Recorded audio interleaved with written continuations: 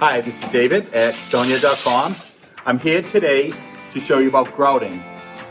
So we have these plastic bags that you can cut it to whatever size you want, so that when the joints are wide or a little bit narrow, you're going to cut the hole small. If they were wider joints, you cut it much wider.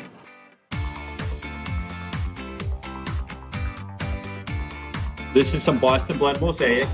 Ken Fenton and his crew have diligently put up this beautiful mosaic veneer, and now it's getting filled with the grout bag.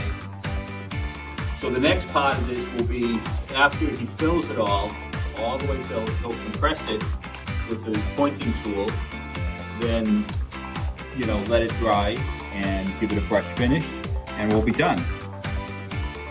So thank you. This is David at Stoneyard.com.